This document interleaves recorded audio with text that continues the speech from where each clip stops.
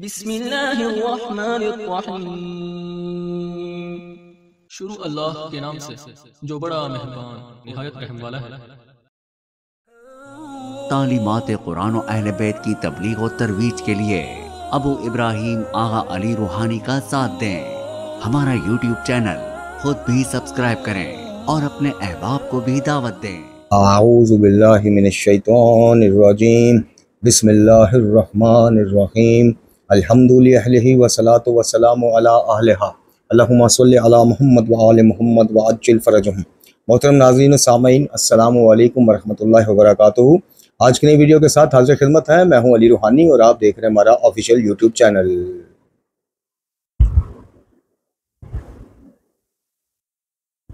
मोहतरम नाज़रीन सामीन, अल्हम्दुलिल्लाह सुम्मा अल्हम्दुलिल्लाह, अल्लाह पाक की तौफीक, मदद, ताकत और उसी के पैदा किए गए और दिए गए इसबाब की बदौलत आज अली रूहानी ऑफिशियल चैनल जो है वो एक संगे मील अबूर करने को है अपनी इस 500वीं वीडियो के साथ। अल्लाह ताला की इस तौफीक मिलने पर, ये अनायत होने पर, ये मौका देने पर, ये मकतब की नौकरी का मौका मुझे जवाज़ करने पर मैं अल्लाह ताला की ज़ात का बेपनाह शुक्रगुजार हूँ और उसकी ज़ात करीम का तहे दिल से अपनी गुनाहगारियों और स्याकारियों का इतराफ़ करते हुए शुक्र अदा करता हूँ और अपने गुनाहों की बाबत माफ़ी का तलबगार हूँ। अल्लाह ताला माफ़ी भी और शुक्र भी कबूल फरमाए। अली रूहानी ऑफिशियल यूट्यूब चैनल पर मुमकिनात में से था कि ये हमारी 500 वीडियो पर हम ये अपना सिलसिला ख़त्म कर देते, क्योंकि कुछ जो हमारे इन तबलीगाती सिलसिलों में रज़ाए इलाही की खातिर व्हाट्सएप ग्रुप के ज़रिए कोई यूट्यूब चैनल के कमेंट्स देख लेता है, कोई फेसबुक देख लेता है, उनमें से कुछ का ये मशवरा था कि 500 वीडियोस तक इंतज़ार किया जाए। कम से कम 500 वीडियोस ज़रूर चैनल पर अपलोड हुए होंगे, तो जब तक ये चैनल यूट्यूब रहने देगा, जब भी कोई इस्तेफ़ादा करना चाहेगा कर लेगा। अब इसके पीछे जो वजूहात हैं वो बड़ी संगीन वजूहात हैं। इसके पीछे खाकसार की कुछ तिबई मामलात, मेडिकली जो मैटर्स हैं, कुछ नामसाइद हालात, कुछ नहीं बल्कि नामसाइद हालात का सबसे ज़्यादा हाथ है इसमें। और तीसरा जो है वो ये कि जिसको हमने कभी कंसीडर नहीं किया, कभी अहमियत नहीं दी, कभी इस चीज़ से हम खाइफ नहीं हुए, डिसहार्ट नहीं हुए, मायूस नहीं हुए, लेकिन बहरहाल एक चीज़ जो मैटर करती है वो ये है कि हमारे इस चैनल पर की गई हमारी जो काविशें हैं उनको अल्लाह ताला तो अपनी बारगाह में इंशाअल्लाह कबूल फरमाएगा, चूँकि उसी की रज़ा के लिए, उसी की तौहीद का पैगाम पहुँचाने के लिए और उसी की आला और अरफा मखलूक यानी मुस्तफ़ा और मुस्तफ़ा अलैहिस्सलाम की हकीकी तालीमात आप तक पहुँचाने के लिए और मकतब के नौजवानों को ये बावर कराने के लिए, ये याद दहानी कराने के लिए कि हमारा मकतब अहले बैत नहीं, हमारा मकतब कुरान भी नहीं, हमारा मकतब अल्हम्दुलिल्लाह मकतब कुरान और अहले बैत है। लेकिन बदकिस्मती से आज जो इस मकतब तशय्यो का हाल कर दिया गया है, अपने कमाइयों के चक्कर में, अपनी वाह के चक्कर में, रसूमाती शीयत को जिस तरह से बढ़ावा दिया गया और ऊपर से नीचे तक सब इस हमाम में नंगे हैं माजरत के साथ। हमारी पिछली वीडियोस पर बड़े सख्त कमेंट्स भी आए, जी आप मुज्तहिदीन ये वो। भाई हमने इसी वीडियो में कुछ मुवहिद मुज्तहिदीन का जिक्र भी किया, कुछ ऐसे मुज्तहिदीन का भी जिक्र किया कि जिनकी ज़िंदगियाँ सर्फ हो गई तौहीद का पैगाम पहुँचाने में, बिदअत और खुराफात के ख़िलाफ़ अलम बगावत बुलंद करने, आवाज़ बुलंद करने। हमने हमेशा उनका अल्हम्दुलिल्लाह जो है जिक्र भी किया, जिक्र खैर भी किया और हमेशा उनकी मेहनत और काविशों को अवाम तक पहुँचाने की एक सही कोशिश भी की। लेकिन जो अक्सरियत मुज्तहिदीन का हाल है वो किसी से ढका छुपा नहीं है मेरे भाइयों। आपको ये चीज़ बुरी लगती है, आपको ये चीज़ नामुनासिब लगती है, चूँकि आपके ज़हन में मुज्तहिदीन का जो एक तासुर है वो करीब करीब मासूमीन के तासुर के बना दिया गया है। आपके नज़दीक मुज्तहिद कुछ भी कह दे, कुछ भी फरमा दे, कोई भी फतवा दे दे, वो मुज्तहिद है, उसको हक है। मुज्तहिदीन के फतवे एक दूसरे से टकराते भी रहें तो कोई मसला नहीं है।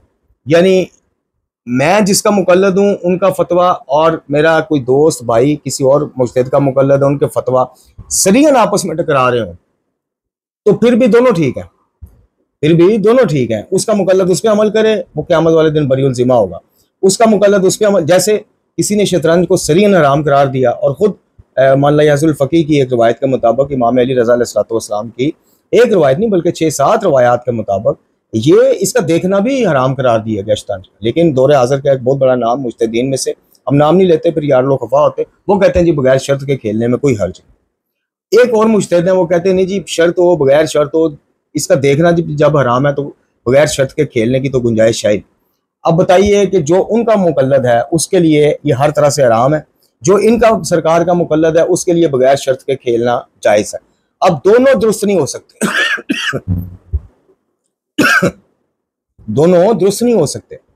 यानी जो कहता है बगैर शर्त के खेलो उसका फतवा भी दुरुस्त हो, और जो कहता है कि ये हर सूरत में हराम है उसका भी फतवा दुरुस्त हो। ये कैसे हो सकता है? टकराव कैसे हो सकता है? इल्मी गलती किसी और चीज का नाम है, लेकिन जब मामला हलाल और हराम का आ जाए, एक हलाल के एक हराम के, एक जंजीर जनी को जायज कहे बल्कि बाइस अजर स्वाब काम करार दे, एक मकतब की बदनामी का बायस बताए और हराम करार दे उसको, तो ये दोनों कैसे ठीक हो सकते हैं जी? उसका मुकल्लद उसके पीछे चले तो उसका उसके पीछे चले? नहीं, यही वो चीज है जो 500 वीडियोस की मेहनत हमारी आपके सामने इस चैनल पर है। अल्लाह उसको कबूल फरमाए। आपने क्या कबूल करना है? आपने क्या उसके ऊपर सही और कोशिश करनी है कि पैगाम आप तक पहुंचे। हमने इन 4 सालों में जितना मायूस कुन रवैया देखा है, कोई बात नहीं, हम आपके लिए, अवाम के लिए ये चीज़ें कर ही नहीं रहे थे। हम अल्लाह रब्बुल इज़्ज़त के लिए अपने हिस्से की नौकरी वो अंजाम दे रहे थे कि अल्लाह ताला दुनिया और आखिरत में इसकी जो है वो बरकतें हमें दे और तोशा आखिरत करार दे। तो ये कभी भी नहीं हो सकता कि उसका मुकल्लद उसके पीछे चले, वो सही कहे या मुझसे। यही फ़र्क है, यहीं पे आपको फ़र्क करना पड़ता है। एक मासूम इमाम बाद नबी खुदा सल्लल्लाहु अलैहि वसल्लम किसी दीनी मामले में जो फतवा दें, हुक्म दें, वो मिनोअन वो एक जैसा होगा। वो ये नहीं होता इमाम मूसा काज़िम अलैहिस्सलाम का किसी मामले के बारे में और फतवा है तो इमाम अली अलैहिस्सलाम ने आकर और फतवा दे दिया, फिर इमाम मोहम्मद तकी अलैहिस्सलाम के दौर में इमाम ने वो हुक्म मुअत्तल कर दिया, फिर इमाम अली नकी अलैहिस्सलाम के दौर में वो हुक्म बहाल हो गया, फिर 11वीं सरकार ने मुअत्तल कर दिया, फिर अब जब 12वीं सरकार आएगी वो बहाल हो जाएगा। नहीं, मुज्तहिदीन में ऐसा है। अकायद में तकलीद है ही नहीं। तकलीद कहते किसे? तकलीद किसी भी आलिम के या अहले इल्म के किसी मामले में राय को बगैर दलील के उस पर अमल करने को तकलीद कहते हैं। अकायद में दलील क्यों तकलीद क्यों नहीं है? चूंकि आपको मुज्तहिद पर फर्ज है कि आपको दलील दे अपनी बात का। यहाँ पे आपको वलायत तकवीनी की कौन सी दलील कुरान और हदीस से मिली है, मुझे भी बताइए। यहाँ पे आपको जंजीर जनी के जवाज का जो फतवा दिया गया, एक मशहूर ज़माना पाकिस्तानी मुज्तहिद, पाकिस्तानी सरकार मुज्तहिद हैं, वो इराक में हैं, जब से गए हैं वापस नहीं आए।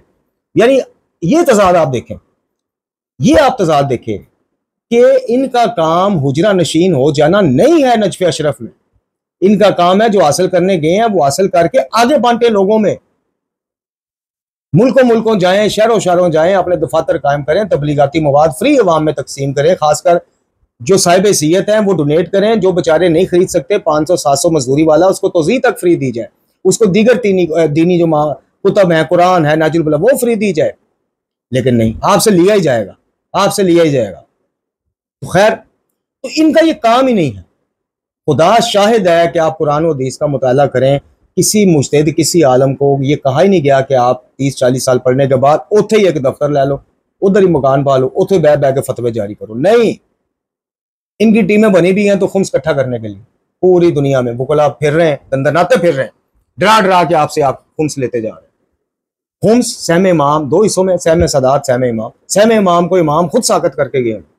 अगर आप कोई देना भी चाहे तो बिस्मिल्लाह दे, वाजिब की वो उसकी हैसियत नहीं है सहम इमाम जी। कुछ दीनी मदरसे को दे दे, किसी मुस्तहिद सदात फैमिली को दे दे, वो उसकी वो है। एक ही तरफ यानी मुजतहिद की तरफ सारा खुम्स से जाए और सिर्फ उसी को जाए, और फिर किसी और की भी मदद करनी हो, किसी सैयद सफेद पोश फैमिली की, तो मुजतहिद साहब से पहले इजाजत लेने का आपको पाबंद बनाया गया। मुजतहिद साहब आपको कहेंगे तो आप हमसे किसी सैयद फैमिली को दें। ये कौन सा दीन है? ये किस दीन से आपने निकाल लिया? मेरे पास एक रवायत मौजूद है कि इमाम सादिक अलैहिस्सलाम ने, मफहूम पेश करता हूँ उस रवायत का, अहले इल्म उस रवायत से शनासा है कि इमाम ने फरमाया था कि तुम अपने करीब जो गरीब सैयद घराने फैमिलियाँ थी उनकी मदद कर देते, तुम्हारा खुम्स हम तक पहुँच गया था। लेकिन यहाँ पे डंडा है, यहाँ पे डरावे हैं। मुजतहिद से पूछे बगैर खुम्स लगा दिया, ओहो हो, बहुत बड़ा। अच्छा, तकलीद के बगैर अमाल बातिल है। आए को माई का लाल मुझे ये कुरान और हदीस से साबित करके दिखा कि ये जो तरीका तकलीद है मौजूदा, एक तकलीद वो है कि आपको नमाज नहीं आती, आप नमाज सीखना चाहते हैं, पढ़ना चाहते हैं, आपने नमाज जाफरिया ली, उसमें किसी भी मुजतहिद, किसी भी आलम की वो लिखी है, आपने उसके मुताबिक नमाज याद की, वजू याद किया, रुकू और सजूद के मामला आप उसके मुताबिक पढ़ना शुरू हो गए, आप बगैर नियत किए, बगैर उस शख्स का नाम जाने भी ऑटोमेटिकली आप उसकी तकलीद से वाबस्ता हुए कि ये तकलीद है, वो बिल्कुल ठीक है।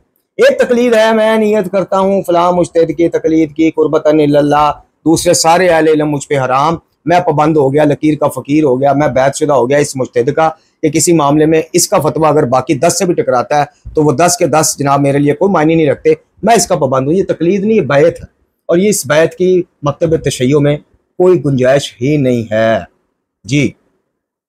तकलीद के बगैर अमाल कैसे बातिल हो गए भाई? मैंने नमाज सीखी है, किसी आलम ने मुझ तक पहुंचाई है ना, तो मैं ऑटोमेटिक उन नमाज के मामलात में उसकी तकलीद में आ गया। अब ये जो तकलीद है कि मैं 1200-1400 की तोज़ी खरीदूं, फिर उसी का पाबंद हो जाऊं, फिर उसी से पूछ पूछ के खुम्स दूं, सदके दूं, चंदे दूं, ज़कात दूं, रिश्तेदार मेरे भूखे मर जाएं, महल्लेदार मेरे भूखे मर जाएं, लेकिन मैं पाबंद हूं। मुज्तहिद ने मुझे कह दिया है, मैं खुद एक यानी शाहिद हूं एक वाक़े का। 2001 या 2002 की बात है। इधर एक गरीब मोमिन बेचारा भूखा मर रहा है, उसके बच्चे भूखे हैं, अब वो दुनिया से भी जा चुका है। दोस्त था मेरा, वो जिस फ्लैट में रहता था उसके नीचे फ्लैट में एक मोहतरमा रहती थी जो हाफिज बशीर नजवी साहब की मुकल्लदा थी। उस बंदे ने, उस मोमिन ने उनसे दरख्वास्त की कि आप एक साहिब हैसियत हैं, मेरे ये मामलात हैं, मुझसे फ्लैट का उस वक्त 1200-1400 किराया होता था, 1500, वो भी नहीं दिया जा रहा, बच्चे घर भूखे हैं, मुझे इस दफ़ा आपने माले खुम्स माले इमाम में से आप दे सकते हैं, आप बिल्कुल दे सकते हैं। माले इमाम में से किसी गैर सैयद मोमिन जो इस वक्त जान के जिसको लाले पड़े, आप उसकी भी वो हेल्प कर सकते। तो उन्होंने कहा जी ठीक है, मैं आपको कल बताऊंगी। कल वो गामेशाह गई, मौलवी मंसूर साहब हाफिज बशीर साहब के भाई, उनसे पूछा, उन्होंने कहा जी आपको मैं कल बताऊंगा। खैर ये मामला 2-4 दिन बाद जब खुला तो पता ये चला कि मौलवी मंसूर साहब ने कहा है कि हाफिज साहब का फतवा है कि इराक के हालात इस वक्त बहुत संगीन है, इराक वार चल रही थी उन दिनों, कौन से इधर ही आएगा लोज। और ये कौन सा दीन है?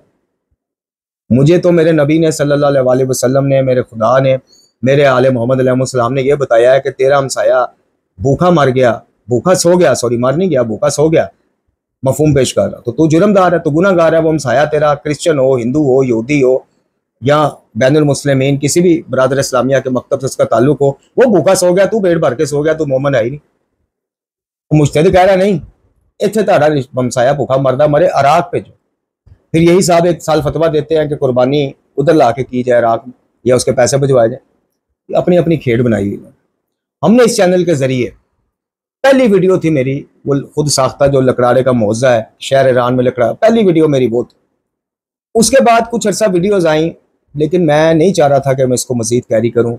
मैं तबलीगात जिस अंदाज से कर रहा था, फ्री कुतब तकसीम करके, अल्हम्दुलिल्लाह मेरी उस दौर में अपनी भी सैलरी रिजनेबल थी, उससे पहले भी मेरी हमेशा से सैलरी या कमाई का एक हिस्सा फ्री नहजुल बलागा और फ्री कुरान तकसीम करने में, डॉक्टर एजाज साहब वगैरह गवाह हैं इस चीज़ के, आईओ के जो साहब सदर रहे माल्टन यूनिट के, और भी बड़े मुखलिसीन काबरीन गवाह हैं इस चीज़ के कि मैं इन सरगर्मियों में अल्हम्दुलिल्लाह जब से मैंने शीयत कबूल की और फिर मलंगियत से शीयत की तरफ आया तो मेरे ये मामला चलते रहते।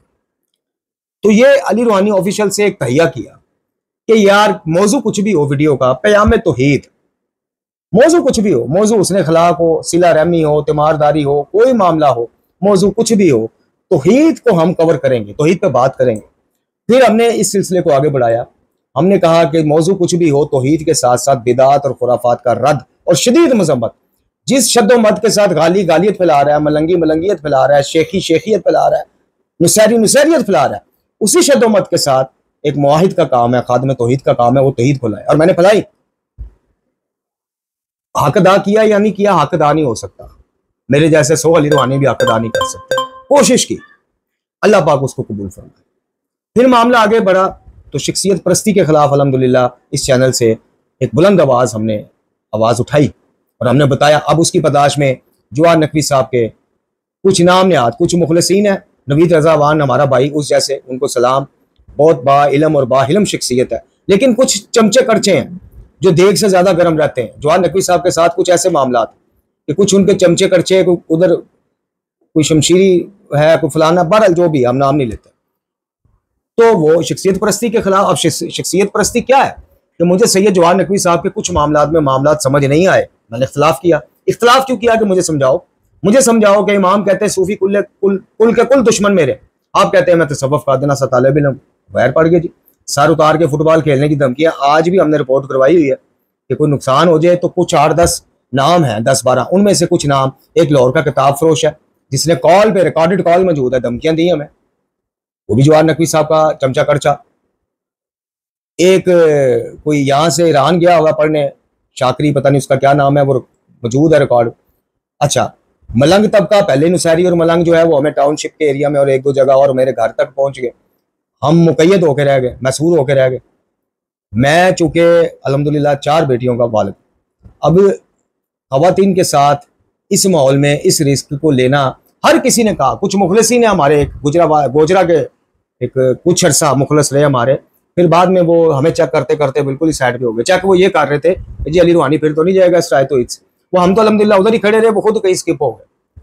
उस सरगोदा के डकू साहब के साहब का चाहने वाले कुछ अर्सा हमारे चाहने वाले बने दाइम। तो उन्होंने हमें मशवरा भी दिया कि जनाब, बल्कि उन्होंने इस चीज़ का करार किया हमारी एडमन साहबा के साथ कि अली रूहानी जो है ये बड़े हौसले का काम कर रहा है। मैं तो खुल के तौहीद की बात नहीं कर रहा कि मेरे बच्चे जवान हो जाए, सेटल हो जाए, फिर इंशाल्लाह करूंगा, अभी नहीं। तो ये तो बड़ा कोई दीवाना टाइप बंदा है जो इस तरह खुल के शुरू हो गया। किस्सा मुख्तसर इस चैनल के ऊपर आने वाले मवाद की वजह से, जहाँ हमें मुआशी मामला पे, चूँकि कुछ तिबई मामला मेरे शुगर की वजह से काफ़ी बिगड़ते गए, मेरी जॉब भी गई, काफ़ी मामला ख़राब है। इसी दौरान कुछ मामला ऐसे बन गए जो सिक्योरिटी के मामला बन गए, मैं मजीद मुकैयद हो गया घर में। अब इसी दौरान फिर जिन दिनों पे ये मामला चल रहे थे, मैंने कुतब लिखने का आगाज कर दिया कि जब अल्लाह ताला को मसाइल देगा तो छुपवा लेंगे, मसवदा तो तैयार हो। अल्हम्दुलिल्लाह दावत फ़िक्र अमल को मुकम्मल किया। अल्लाह ताला उन बरादरान को खुश रखे जिन्होंने उसकी छुपवाई का बीड़ा उठाया। कुछ छपके आई, मंजर आम पर आई, कुछ गलात इमला की रह गई। वो हमें कंपोजर साहब एक तोहफा ही अल्लाह का मत्थे लगा था, जिनसे हमने छुपवाई है। वो भी सैयद हैं, बुजुर्ग हैं, हम उनका दिल से एहतराम करते हैं। लेकिन जो आगे उस सैयद का, उस पब्लिशर का कंपोजर था, वो एक तोहफा था और तोहफा है। खैर, फिर दूसरी किताब, फिर तीसरी अल मकतब ने तो बहुत ही निचोड़ दिया दिमागी तौर पे भी और मुआशी तौर पे। जो जिन्होंने इसका बीड़ा उठाया था उन तक जो बजट पहुंचा था वो और था। लेकिन दौराने प्रिंटिंग इसके मामला कुछ बदल भी गए, चूंकि उन दिनों को ताज़ा ताज़ा हुकूमत चेंज हुई, डॉलर ऊपर चला गया। पर हम ये सिलसिले लेकर चलते रहे। अल्लाह ताला उन सबको खुश खुरम रखे, उनके रिज्क, ज़िंदगी, सेहत और में बरकत अता फरमाए, जो तीनों कुतब से लेकर दीगर मामलात में जिन्होंने इस राह तबलीगात में अल्लाह ताला की रज़ा के लिए अपना अपना हिस्सा किसी तरह से भी डाला। जिसने दुआ के जरिए भी डाला, अल्लाह ताला उसको भी सेहत और सलामती और इसमें बरकत। तो ये सिलसिले चलते रहे। मेरे अज़ीज़ों, बज़ाहिर ये 30-40 मिनट की वीडियो आपके लिए शायद कोई मानी नहीं रखती, आपके लिए एक बहुत बड़ा कोई काम भी नहीं होगा। लेकिन आप कभी इस राह तौहीद में, इस राह वलायत में आएँ, तौहीद व वलायत में इन तबलीगात को लेकर चलें, तो आपको एहसास होगा कि ये एक वीडियो भी किसी वक्त जो है आपके लिए इज्जत जान माल जाने का एक सबब बन सकती है। आपको पता ही नहीं है कि मलंगी तबके ने हमारा कितना नाक में दम किए रखा, जीना दोबार करिए रखा, किस किस तरह की धमकियाँ। और कोई मुखलिस इस हवाले से हमारी पुश्त पर अल्लाह की ज़ात के अलावा, दुनियावी सबाब के तौर पर कह रहा हूँ, कोई एक भी बंदा ऐसा नहीं कि जिसने कहा जनाब देख लेंगे, कोई मसला नहीं।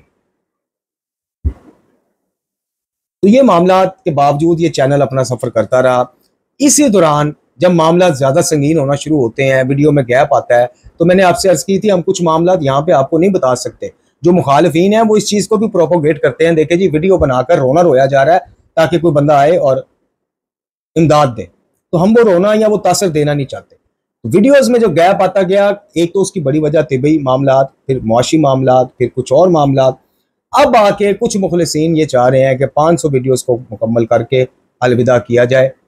चूँकि जो आपके साथ आगा साहब ताउन का सिलसिला सब्सक्राइब करने या शेयर करने, वो भी सबके सामने, ये 4 साल में आप 6000 सब्सक्राइबर तक नहीं पहुँच सके। आज भी आपकी वीडियोज़ के व्यूज़ से जनाब एक किसी स्टेज कॉमेडी का, किसी मरासी का एक क्लिप जो होता है ना, उसके व्यूज़ ज़्यादा है। थके हुए मरासी का भी जुगतों वाला जो वीडियो आता है ना, उसके भी लाखों में, आपके हज़ारों में भी नहीं आते। तो ये सारी चीज़ें देखते दिखाते हुए उन्होंने हाथ खड़े कर दिए कि जनाब मजीद हम ये ड्यूटियाँ नहीं दे सकते। यूट्यूब का कमेंट्स देखने वाले चले गए, व्हाट्सएप को देखने वाले वो चले गए, ठीक है जी। उन्होंने अब जो 2-4 रह गए, उन्होंने ये अदा किया कि आप 500 वीडियोस के ऊपर इसको मुकम्मल कर दें और अपने सामीन से इजाज़त चाहें और 500 वीडियोस का तोहफ़ा नौजवानों के लिए रहने दें, 3 कुतब का तोहफ़ा रहने दें, जितना शायद अल्लाह ताला ने आपसे ये काम लेना था। मेरी नीयत और इरादा कुछ और है। मैं इस चीज़ से बालातर होकर, इन मुश्किलात का सामना करके, मैं अपनी ज़िंदगी, चूँकि ज़िंदगी जितनी भी बकिया है वो अल्लाह ताला से मांगी तबलीग और तरवीज दीन के लिए है। मैं चाहता हूँ मकतब के नौजवानों को पता चले कि हकीकी शीयत में और तख्लीकी शीयत में ज़मीन आसमान का फ़र्क है। हकीकी शीयत में जो चीज़ें आज मोमन की पहचान बना दी गई हैं, तख्लीकी शीयत में, तख्लीकी, हकीकी शीयत में उनका वजूद ही कोई नहीं, वो एग्जिस्ट ही नहीं करती। और जो हकीकी शीयत में एग्जिस्ट करती हैं, तख्लीकी शीयत उसको ऑन करने को तैयार नहीं। सबसे पहले तौहीद को आप ले लें, जहां आप एक अल्लाह से मांगने की बात, अब देखें, अगर अल्लाह के अलावा किसी से मांगना जायज़ भी हो जाए उस तरह से, तो भी क्या अल्लाह से मांगना नाउज़ुबिल्लाह मिन ज़ालिक कोई जुर्म है?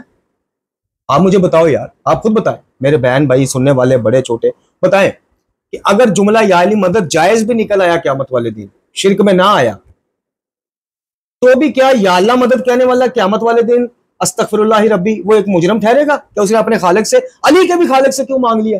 खुद बताएं। लेकिन मामला अगर उल्ट हो गया, या अली मदद या किसी भी उन्वान से अल्लाह के अलावा किसी को पुकारना क़यामत वाले दिन साबित ना हो सका, तो फिर मुझे बताइए, फिर मामला किस तरफ जाएगा? फिर फतवा हम नहीं देते, आप खुद अपने आप पर फतवा लगाएं। तो गुंजाइश दिया करें ना बात को कि अगर अल्लाह के अलावा जनाब अमीर से हजात मांगना, औलाद मांगना, रोजी मांगना, रिस्क मांगना बानवाने वसीला जायज भी निकल आया क़यामत वाले दिन, तो जो सिर्फ अल्लाह से मांगता रहा, क्या वो मुजरम अल्लाह उसे मुजरम करार दे देगा? तो बता भाई, जब इनसे मांगना जायज था तू मुझे क्यों पुकारता रहा? तो मुजरम बन जाएगा वो, तो जो इनके खालिक को भी पुकारता रहा।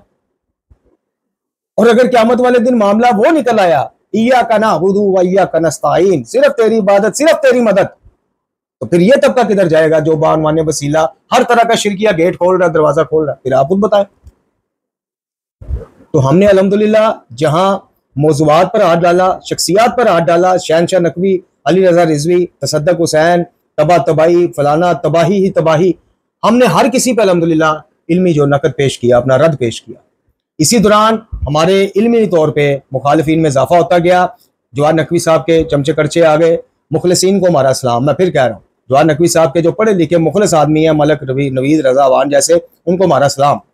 अच्छा, इसी दौरान हसन अल्लाह यारी हो गया, शबाज इस्फानी हो गया, और दूसरे तीसरे हो गए, ये मद्दे मुकाबल रहे। किसी ने हम पर कोई तोहमत लगाई, किसी ने जनाब ग्रामर की गलतियां निकाल ली, किसी ने कोई तोहमत लगाई, फेसबुक पे भी मामला चलते रहे। लाहौर का एक रिटायर्ड मेजर हमारे पेश पड़ा रहा, बड़ी देर, बड़ा अरसा पेश पड़ा रहा, ब्लैकमेल करता रहा, धौंस देता रहा कि जी मैं साहब का रिटायर्ड आदमी हूँ, मैं ये करवा दूंगा, अकाउंट बंद करा दूंगा, पता नहीं क्या क्या करता रहा जी। इसी दौरान अमेरिका में बैठा एक मामा पोश जो बज़ाहिर एक मुखलिस बनकर आया, और उसके बाद जो उसने ज़हनी अज़ियत देने में कोई कसर ना छोड़ी। ये सारे मामला चलते रहे और चल रहे हैं।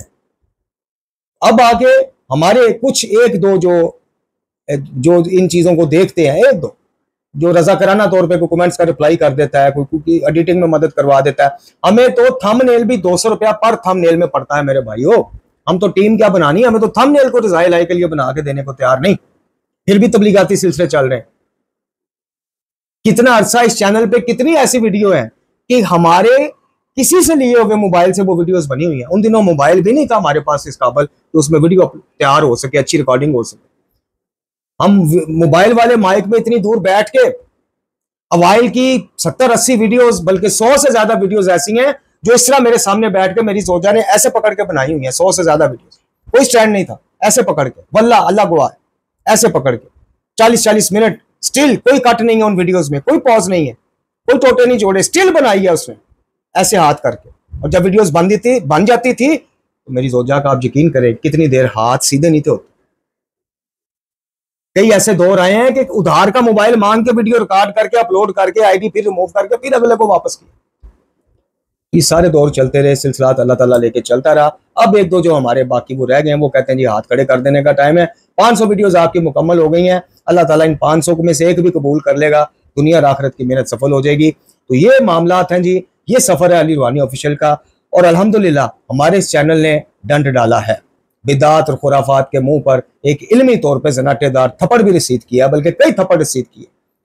और कई मोमिनीन ऐसे हैं कि जिनके मैसेजेस हमारे पास है कि वो, और हमारी मेहनत सफल हो जाती है जब इस तरह का कोई नौजवान उठ के कहता है कि आपकी वजह से मैं नाजुल बलागा पढ़ी तो मैं हकीकी शियत के करीब आ गया। कोई कहता है कि कुरान को स्किप किया हुआ, कुरान को बिल्कुल नजरअंदाज किया हुआ, बज़ाहिर हदीस सकलैन को सामने रखा हुआ है शियत को बचाने के लिए, कुरान और अहले बैत से मुतमस्सिक रहो, लेकिन अमली तौर पे सिर्फ अहले बैत, और फिर उधर भी अमली तौर पे सिर्फ अहले बैत का नाम, कलिमात कोई नहीं, सिर्फ नाम, मनते मुरादे मांगने को शियत, जुलझना के नीचे से गुजर जाने को शियत बनाया हुआ है, जंजीरें चलाने को शियत बनाया हुआ है, न्याजों पे जनाब खर्चे कराने का अवाम पे शियत बनाया हुआ है, खुम्स डंडे से इकट्ठा करना शियत बनाया हुआ है।